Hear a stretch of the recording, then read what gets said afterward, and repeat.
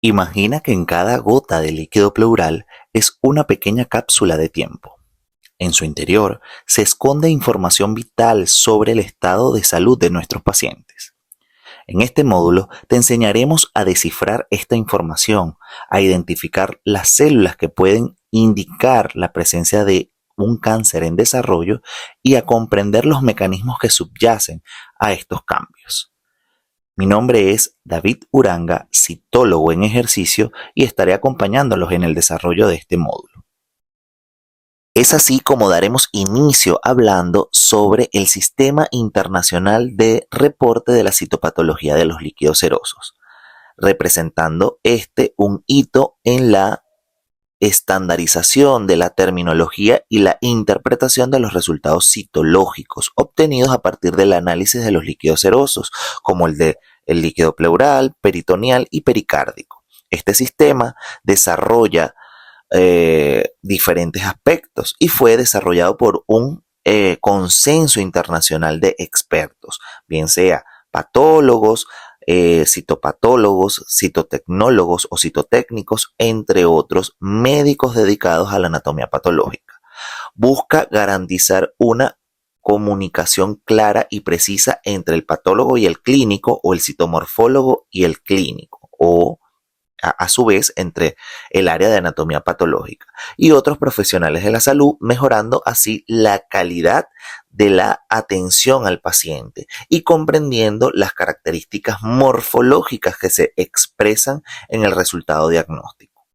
En sí, este sistema se ha diseñado para observar varias características que permiten alcanzar un diagnóstico satisfactorio y así abordar varias limitaciones presentes en el sistema de clasificación previo a este, ofreciendo una serie de ventajas tales como la terminología uniforme, categorías diagnósticas claras para los médicos y para los profesionales que emitamos ese informe, el enfoque en la probabilidad de la malignidad, las consideraciones de la calidad de la muestra, que es importantísimo para arrojar un buen diagnóstico. Esto nos permite aclarar todas estas interrogantes que puedan surgir a la hora de arrojar o observar una muestra, un preparado. En este cuadro veremos cómo se clasifican las diferentes categorías diagnósticas para poder arrojar un diagnóstico claro, ¿no? La primera categoría que contempla este sistema de reporte internacional es la no diagnóstica, como pasa en todos los sistemas de reporte, como los Bethesda, ¿no? Aquí se contempla en esta categoría el cómo se pueden apreciar los extendidos según la cantidad de células o la ausencia de celularidad que estos posean, para arrojar esta categoría de no diagnóstica. La segunda categoría es las negativas para malignidad, que es donde se observan los cambios morfológicos normales o normotípicos de las células, en este caso de las células mesoteliales. Posteriormente, a la categoría número 3, habla sobre las atipias de significado incierto, que son como los ASCUS. Hablaríamos entonces de características que no contemplan todos los elementos para poderlos definir, como una malignidad instaurada, como el carcinoma, el adenocarcinoma o el mesotelioma.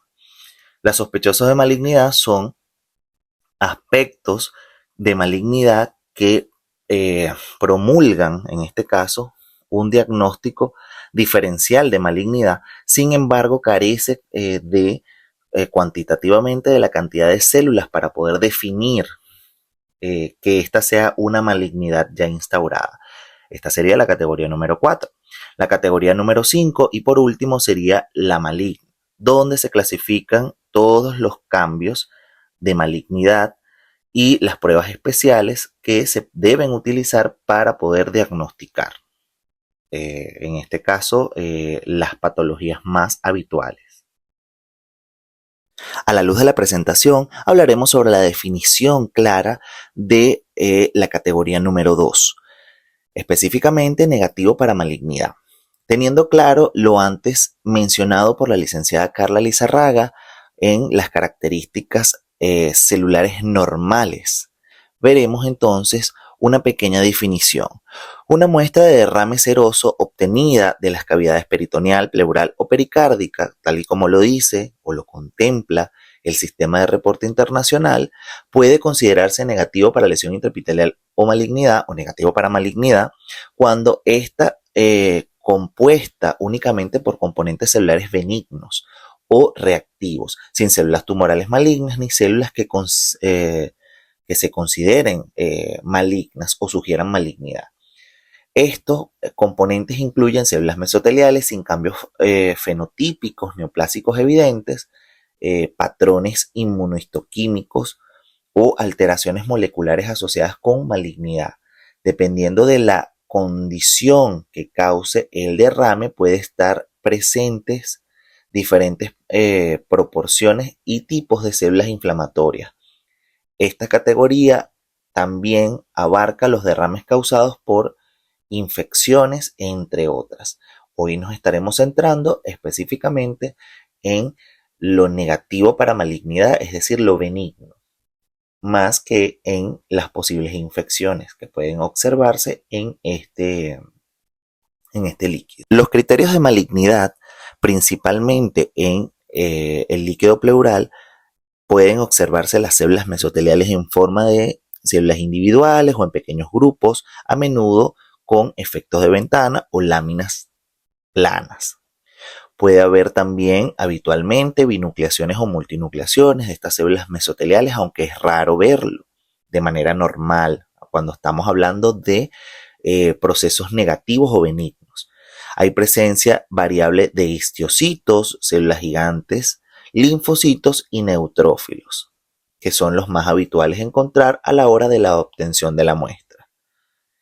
Ausencia o mínima atipia celular. En este caso, los cambios reactivos, recordemos que es un aumento relativo del núcleo del citoplasma, o sea, no es desproporcionado, hay hipercromasia mínima, los bordes nucleares son lisos, uniformes, ovales, estos núcleos, la cromatina o configuración cromatínica está bien desarrollada, homogénea, bien distribuida.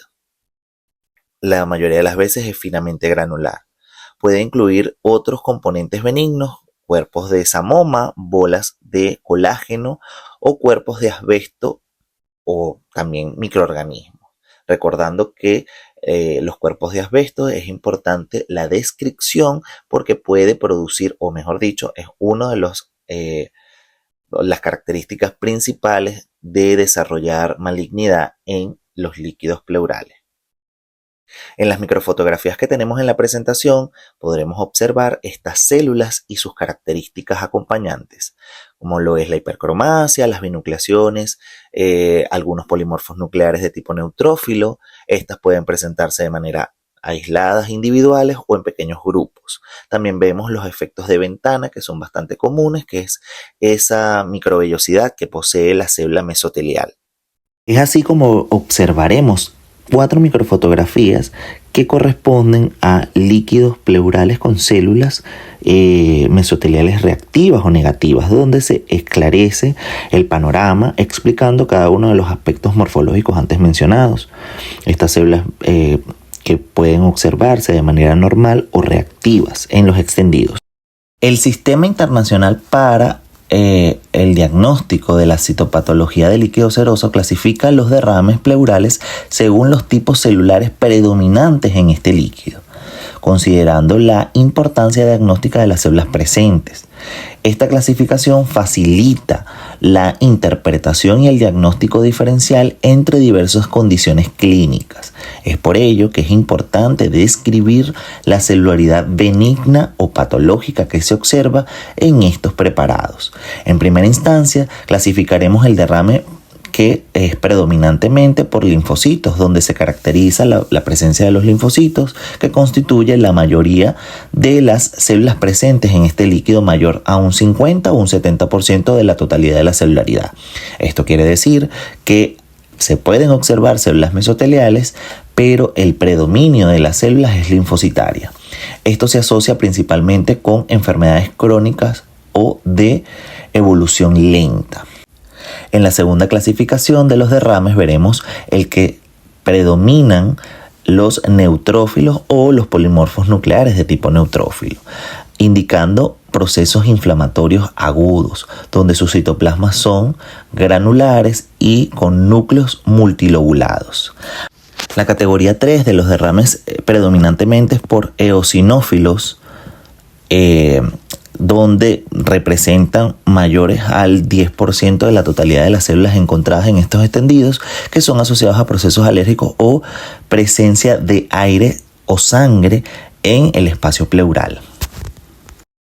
En la categoría 4 de los derrames donde se predominan los histiocitos, hay presencia significativa de este tipo de células, macrófagos tisulares, donde su citoplasma es espumoso o microvacuolado en este caso.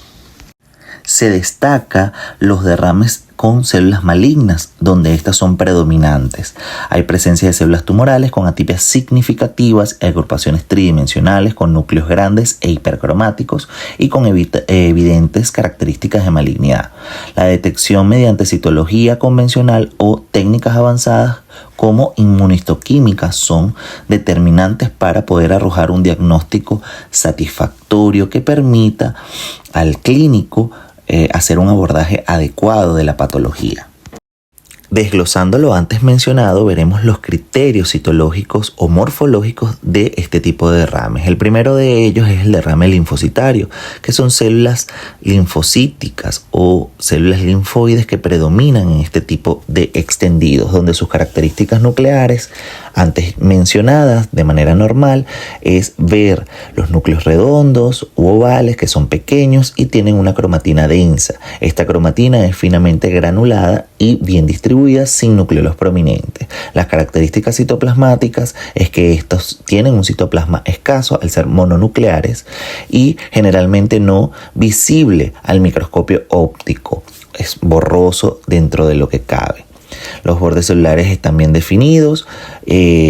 Puede observarse solapamiento de estos este citoplasma, ¿no? Esta célula. El aspecto general es homogéneo, células con predominio de linfocitos en pequeños grupos o dispersos en el extendido.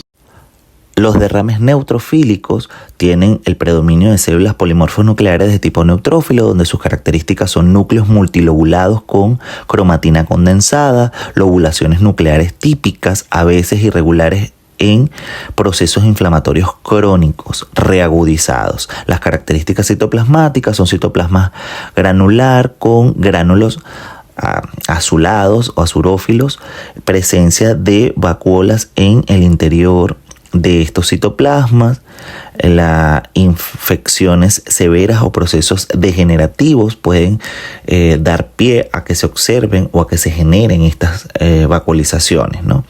Los aspectos generales, el predominio celular es de polimorfos nucleares dispersos, a menudo en contextos inflamatorios o infecciones agudas. Al observar en el microscopio los derrames con el predominio de células eosinofílicas, veremos que los núcleos son bilobulados o en forma de herradura, cromatina densa, a veces desplazada por los gránulos citoplasmáticos observados, que son de una coloración eosinófila. El contorno celular está bien delimitado y bien definido. Los aspectos generales de estas células son abundantes en los extendidos, en el contexto de las reacciones alérgicas, las infecciones parasitarias o presencia de aire o sangre en el espacio pleural. Cuando hablamos de derrames que tienen macrófagos o histiocitos gigantes multinucleados, veremos que son núcleos grandes, ovalados o en forma de riñón, arriñonados, con cromatinas dispersas. Los núcleos visibles en algunos casos van a ser multinucleadas estas células y pueden poseer nucleolos que pueden ser visibles o no. Las características citoplasmáticas es un citoplasma abundante, vacuolado o espumoso, es decir, microvacuolado. Puede contener material fagocitado como restos celulares o pigmentos, hemosiderina en el caso de la fagocitación de la sangre o lípidos en el caso de fagocitar grasas, ¿no? El aspecto general es la presencia de macrófagos bien diferenciados de estas células mesoteliales, predominando en el proceso relacionados con infecciones virales o derrames traumáticos a la hora de fagocitar sangre.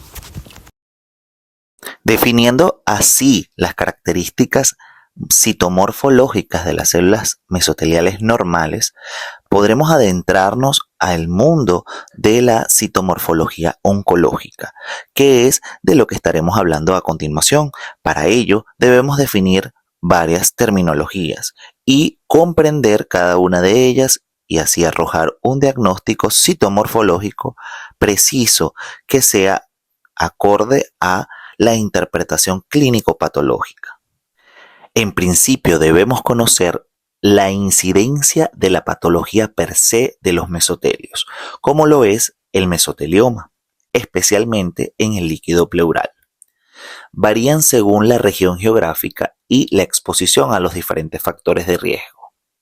A nivel global, la incidencia de los mesoteliomas en la pleura se estiman en aproximadamente 1 a 3 casos por cada 100.000 personas al año, aunque en áreas con alta exposición al asbesto, siendo uno de los principales factores de riesgo, como en algunas regiones, tales como lo vemos en la presentación, de Europa y América del Norte. Estas cifras pueden ser significativamente más altas de lo que se puede estimar. Ahora bien, entendiendo esto, podremos irnos hacia Venezuela, que aunque no hay cifras estadísticas exactas ampliamente disponibles, se ha reportado que la incidencia de los mesoteliomas malignos es relativamente baja en comparación a otras regiones como de Europa o América del Norte, pero puede variar dependiendo de la exposición a factores de riesgo antes mencionados. Algunos estudios sugieren que la incidencia podría estar en el rango de 0.5 a 1.5 casos por cada 100.000 personas al año, pero estos números pueden no ser precisos debido a la falta de rasgos sistemáticos con respecto a el sector salud y cómo éste puede arrojar esta información. A la luz de la presentación hablaremos sobre la transformación de una célula mesotelial normal en una célula cancerosa y qué implican las diferentes características que observaremos en este cuadro, el cual posee dos columnas que habla sobre las células normales y las células cancerosas y cuáles son los criterios que se contemplan para determinar esa transformación. En primer lugar, hablaremos sobre el crecimiento, teniendo en cuenta que la célula normal tiene en sus funciones detener el crecimiento cuando ya es suficiente la cantidad de células que existe en ese epitelio. Mientras que en las células cancerosas el crecimiento es descontrolado y ocurre un proceso de mitosis atípica. Cuando hablamos referente a la comunicación que existe entre las células, esta comunicación de señalizaciones es normal, mientras que en las células cancerosas no responden ante esas señales dadas por otras células o por otros elementos propios del cuerpo. Referente a la reparación y la muerte celular, recordemos que las células normales pasan por un proceso de muerte programada. La célula envejece o se daña y se repara o se reemplaza por otra nueva con material genético idéntico. Mientras que en las células cancerosas no ocurre lo mismo, sino que la célula no se repara ni se reemplaza y continúa dividiéndose de manera descontrolada y desproporcionada. Ya cuando hablamos de la propagación de estas células, en una célula normal ocurre la permanencia junto a las otras células en el área designada y en la estructura epitelial específica, mientras que las células cancerosas pueden viajar de forma individual y por todas partes del cuerpo, por el torrente sanguíneo, linfático, entre otras, ocurriendo lo que conocemos como heterotipia. Ya cuando hablamos de la apariencia, que es uno de los factores principales que observamos como citólogos, en la morfología estructural de las células, encontraremos que estas células normales van a tener una apariencia uniforme, sin pérdida de la relación núcleo-citoplasma. La estructura y la forma de estas células son normotípicas. Caso contrario en las células cancerosas, que es donde empezamos a determinar el deterioro de la composición o configuración cromatínica de estas células, el marcado aspecto que tiene la relación y la pérdida de la relación del núcleo-citoplasma, su estructura y su forma. La maduración de la célula también es importante destacar. Estas células alcanzan la maduración y heredan la información. ¿Okay? Eso en las células normales, mientras que en las células cancerosas no alcanzan a la maduración, siguen dividiéndose de manera descontrolada y heredan esa información dañada, ¿no? Para poder transmitirla a estas células y que siga proliferando. Dentro de los criterios encontramos la evasión del sistema inmunológico. En una célula normal, este puede ser dirigido y eliminado, mientras que en una célula cancerosa o patológica puede ser escondido, es decir, va a alterar sus mecanismos para poder esconderse ante la agresión o la eliminación del organismo, ¿no? Y crea una forma de no ser interrumpido este proceso de división descontrolada. Las funciones de las células están bastante estudiadas, es por ende que estas de manera normal realizan todas las tareas designadas genéticamente y ocupan su lugar, ¿no? Mientras que en una célula cancerosa pierden ese norte y empiezan a desregularizar todos los procesos y funciones que éstas deben cumplir. Ya cuando hablamos de el suministro de sangre, en este caso en particular, hablamos sobre que en estos epitelios los vasos sanguíneos van a crecer para alimentar el crecimiento normal y ayudar a la reparación de estos tejidos, mientras que en un tejido que está típico, que tiene o posee células cancerosas, estos vasos sanguíneos van a crecer para alimentar de manera errónea a estas células y que pueda diseminarse a través del torrente sanguíneo o linfático todo lo que corresponde a este tipo de células, conociéndolo como las heterotipias o metástasis. De esta manera surge una interrogante: ¿qué es la oncogénesis? Es en esencia la génesis o el origen del cáncer.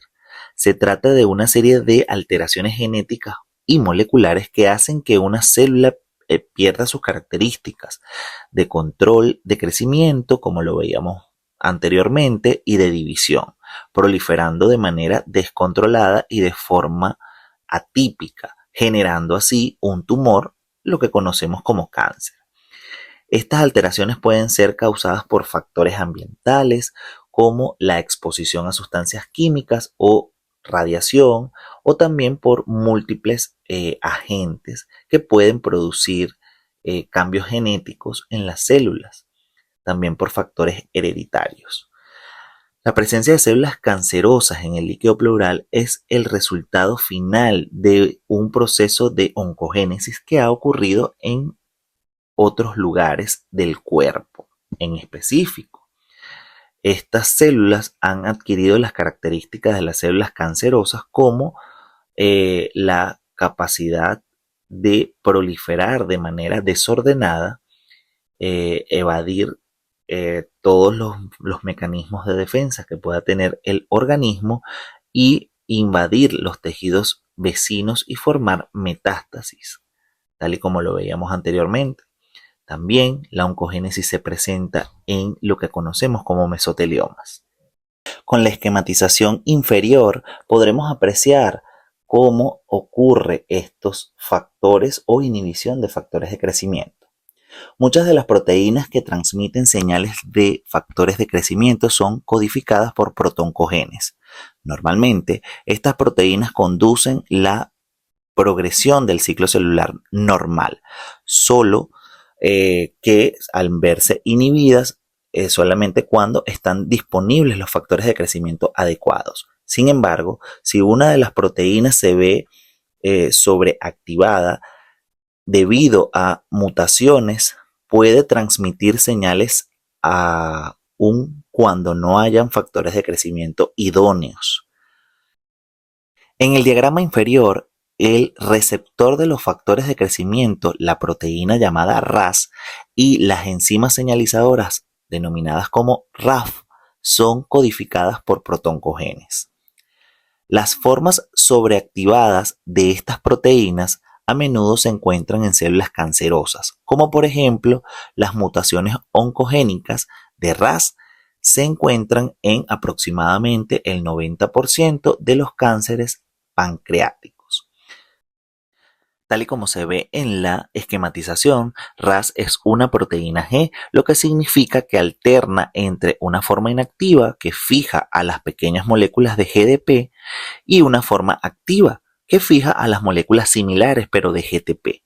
Las mutaciones que causan cáncer a menudo cambian la estructura de RAS, de modo que ya no puede cambiar a su forma inactiva o puede hacerlo solo muy lentamente, lo cual baja a la proteína atascada en el estado de encendido, permitiendo así que ocurra lo que conocemos como oncogénesis.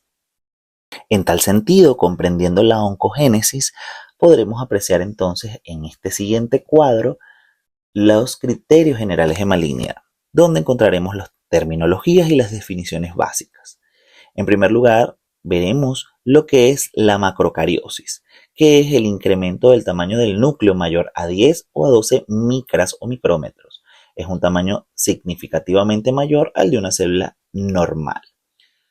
La deformación nuclear o moldeamiento es la pérdida de la formación o de la forma, mejor dicho, redonda u oval del núcleo de la célula, que caracteriza a los núcleos, adoptando formas irregulares o lobulares, con indentaciones o prolongaciones o espículas. La hipercromasia nuclear es el aumento de la intensidad de la tinción del núcleo, lo que sugiere un aumento de la cantidad de cromatina. Esto es muy común observarlo en procesos de atipicidad.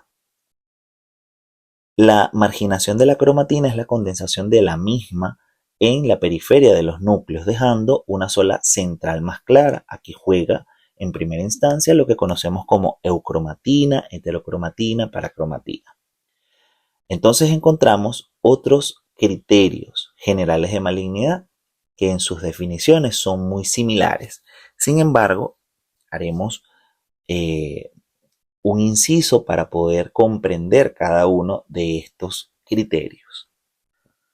La anisocariosis es la variación del tamaño de los núcleos de las células de una misma población celular, mientras que la anisonucleosis es la desigualdad del tamaño de los núcleos dentro de las células, comúnmente observado en neoplasias malignas.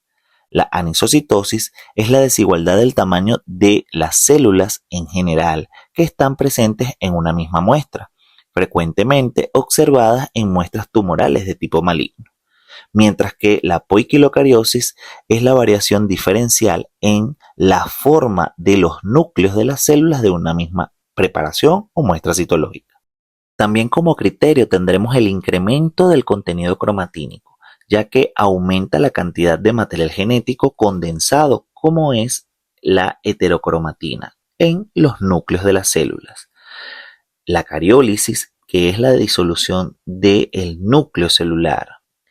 También existen alteraciones de los nucleolos, cambios en el tamaño, cuando hablamos de los macronucleolos, aumento del tamaño que va mayor a 5 micras o micrómetros, formación irregular con bordes planos, angulares o irregulares de estos nucleolos, o numerosos nucleolos, que son estructuras nucleares implicadas en la síntesis de los ribosomas.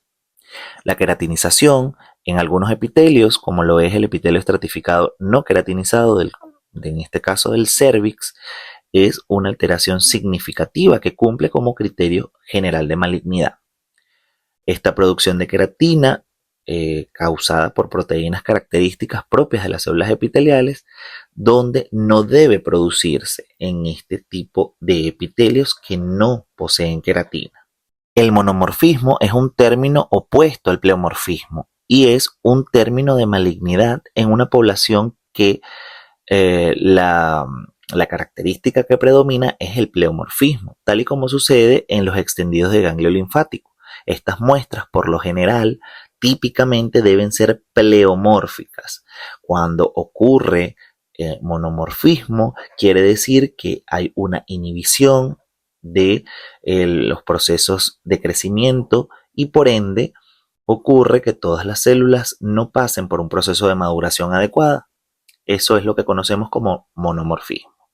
La heterotipia o metástasis es la presencia de un tipo de células donde no se encuentran habitualmente. Las heterotipias son una de las características de malignidad más comunes en los líquidos pleurales.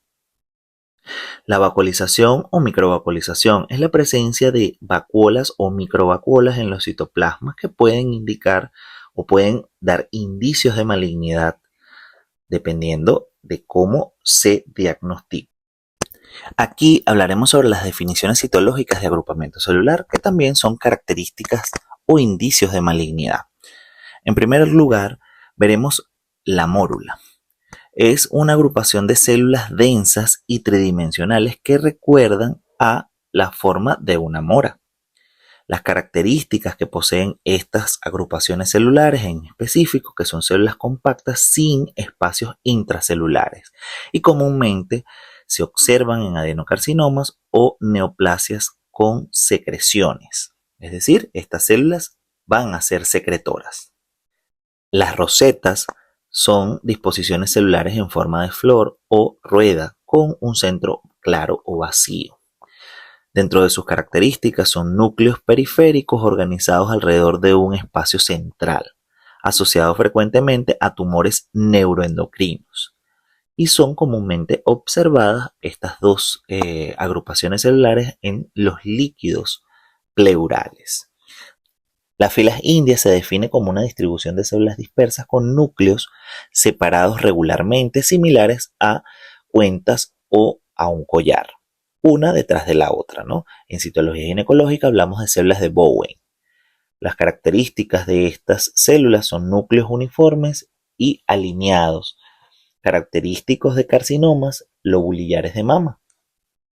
Las láminas o placas, que aunque son procesos normales o reactivos, podemos definirlas para comprender a la hora de observarlas al microscopio.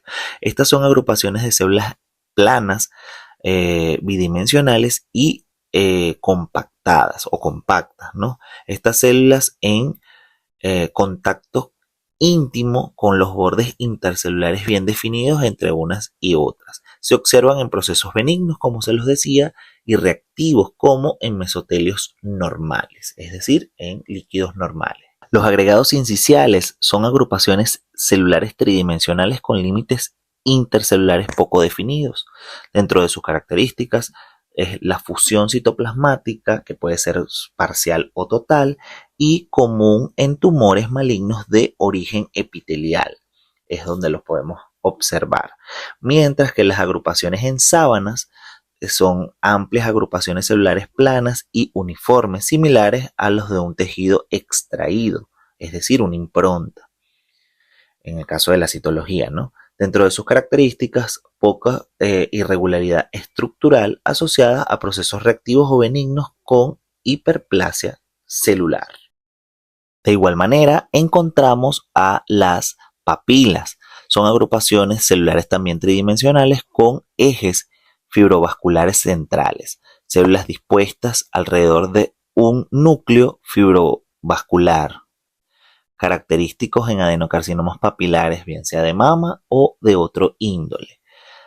Así encontramos la dispersión de células, que son patrones en los que las células están separadas y equidistantes una de otra, de manera uniforme o aleatorias, es decir, atípicas o normales, ¿no? O normotípicas. Dentro de sus características son células individuales o en pequeños grupos aislados entre 5 a 6, 7 células aproximadamente, comúnmente en tumores poco cohesivos como el carcinoma lobulillar.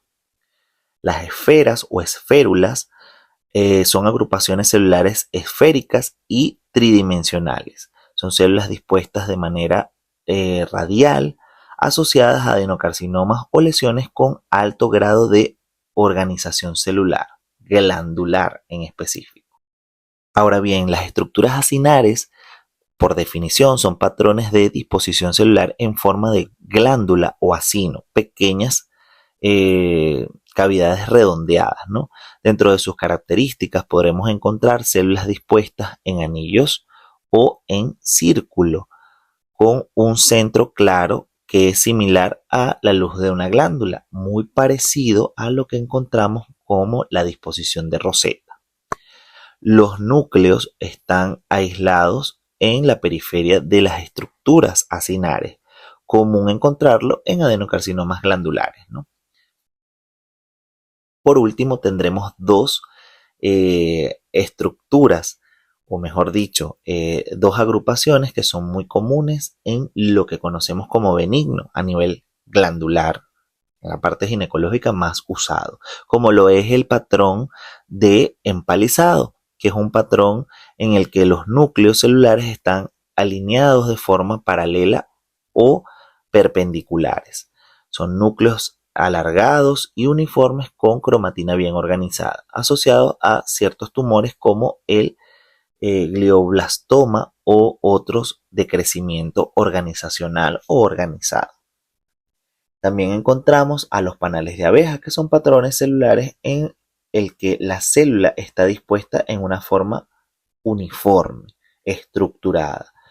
Dentro de sus características encontramos que son células epiteliales con bordes bien definidos y espacios intercelulares regulares. Frecuentemente es observado en mesotelios reactivos o hiperplasia epitelial. Entendiendo todos los criterios de malignidad, entendiendo lo que es la oncogénesis y cómo se observa la transformación de una célula normal mesotelial a una célula cancerosa mesotelial, hablaremos entonces del tumor primario de los mesotelios, que en este caso se denomina como mesotelioma. La malignidad primaria que ocurre en los líquidos serosos generalmente implica los mesoteliomas malignos. ¿Sí? Mesoteliomas malignos, ya que también podremos encontrar una subclasificación de mesoteliomas benignos, que se pueden describir morfológicamente mediante biopsias o bloques celulares.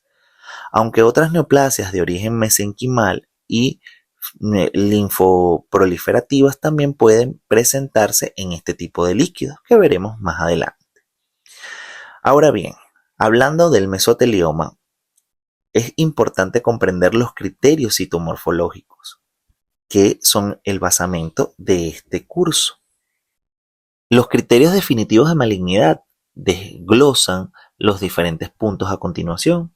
En primera instancia, la hipercelularidad, que se denomina como la observación de millones de células mesoteliales a bajo aumento en este tipo de extendidos, mientras que existen agrupamientos celulares o patrones celulares que presentan numerosos fragmentos o grupos de esférulas celulares, fragmentos de tejido papilar, mórulas similares a racimos, células individuales o dispersas en el extendido, o una mezcla de cada una de las estructuras antes mencionadas o patrones celulares antes mencionados. Dentro de las características de malignidad identificadas por anormalidades nucleares, veremos que hay un aumento del tamaño del núcleo que ocurre en este tipo de células mesoteliales, es decir, que hay poiquilocariosis. La relación núcleo-citoplasma se ve obviamente alterada con una desproporción evidente. Sin embargo, cabe resaltar que la célula mesotelial posee gran citoplasma, ¿no? También podremos apreciar en estos extendidos que hay anisocariosis, que es la variación del tamaño de los núcleos entre las células de la misma muestra. Anisonucleosis, siendo la variación del tamaño de las células en general, ¿no? Las membranas nucleares son irregulares, evidentemente, hay macronúcleos prominentes, binucleaciones o multinucleaciones que pueden ser frecuentes en los extendidos, pleomorfismo celular marcado, mitosis atípica, presencia de numerosos fragmentos grandes de tejido columnar o celular, en este caso, que nos permite identificar y diferenciar los aspectos antes mencionados. A la luz de la presentación veremos 6 microfotografías que corresponden a mesoteliomas malignos, donde visualizaremos los términos antes mencionados, los criterios generales de malignidad y los términos y criterios propios de los mesoteliomas, como lo es la irregularidad de la membrana, el incremento del tamaño de los núcleos, el acompañamiento de los grupos celulares o células dispersas, la variación en el tamaño y forma, es decir, anisonucleosis, poiquilocariosis y anisocitosis de las células, núcleos prominentes, marginación de la cromatina, hipercromacia, bordes de las células que van a poseer características normotípicas como son los efectos de ventana, pero en otras células veremos micro y macrovascularizaciones que son típicas de procesos de malignidad. Entendiendo que el mesotelioma es el tumor primario de los mesotelios, debemos saber que el adenocarcinoma forma o juega un papel fundamental en lo que respecta a la malignidad de los líquidos. En términos generales, hablando del líquido pleural, es una de las patologías que más vamos a encontrar, es decir, vamos a ver mucha heterotipia, muchas metástasis, tanto de adenocarcinoma como de carcinoma.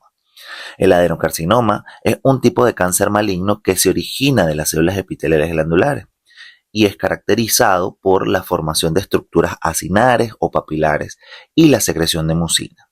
Teniendo en consideración lo que vimos anteriormente referente a las agrupaciones, los tipos de agrupaciones y estructuras celulares, es importante tenerlo en consideración a la hora de la observación morfológica de los extendidos.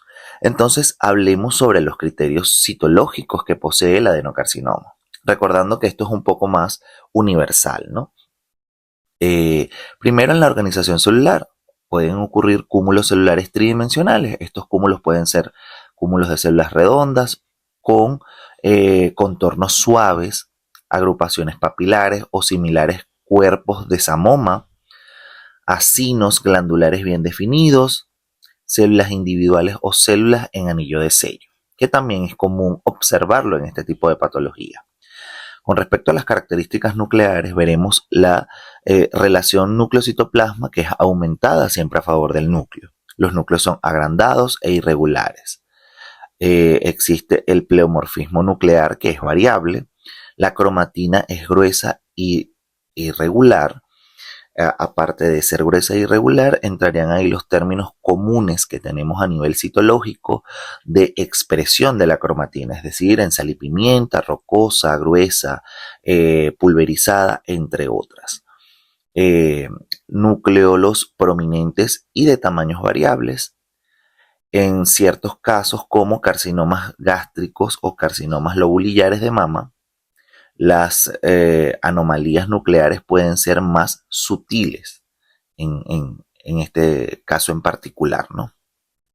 Las características citoplasmáticas, la presencia de la mucina intracelular es importante destacar, ¿no?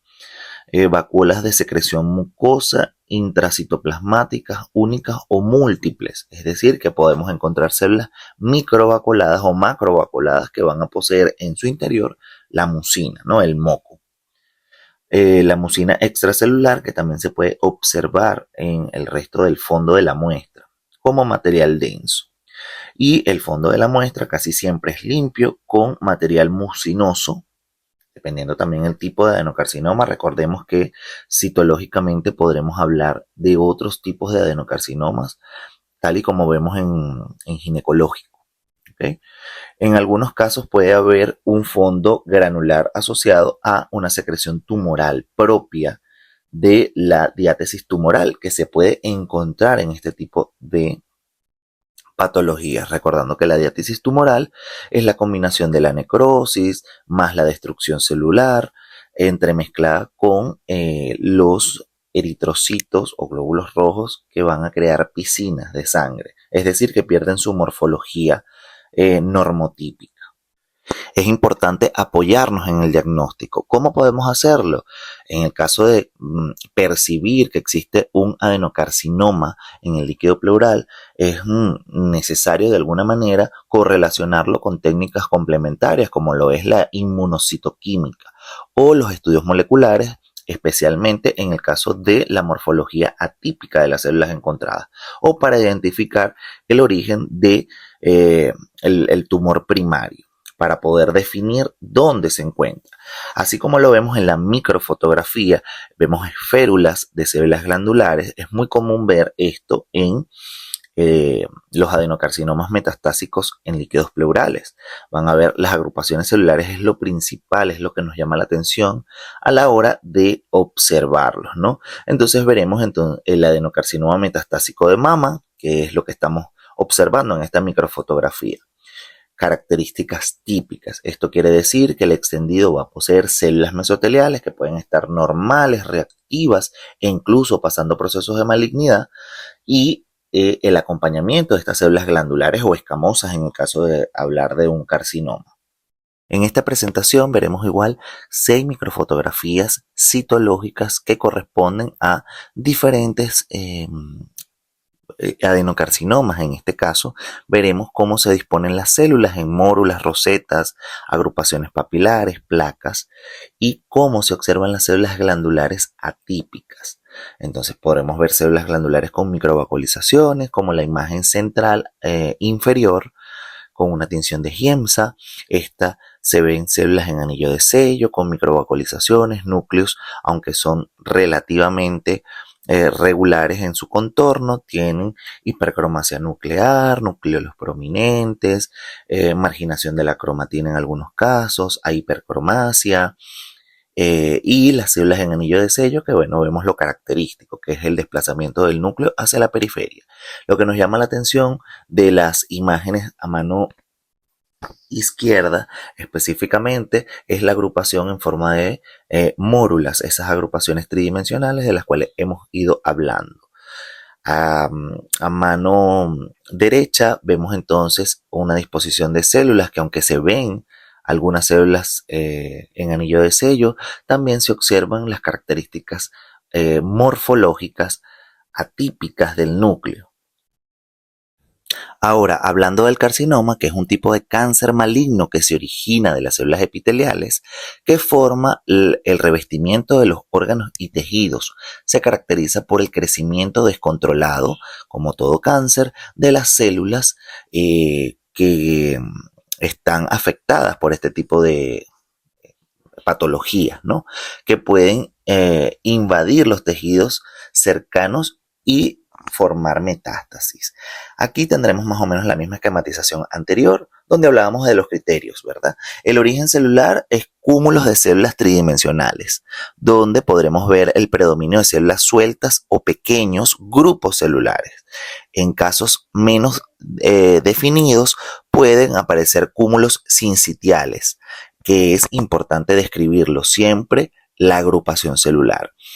Las características nucleares, una de las más relevantes para nosotros los citomorfólogos, es los núcleos que pueden ser agrandados e irregulares. Hay una hipercromasia nuclear marcada, núcleos densamente teñidos, que es propio de la característica de esta definición.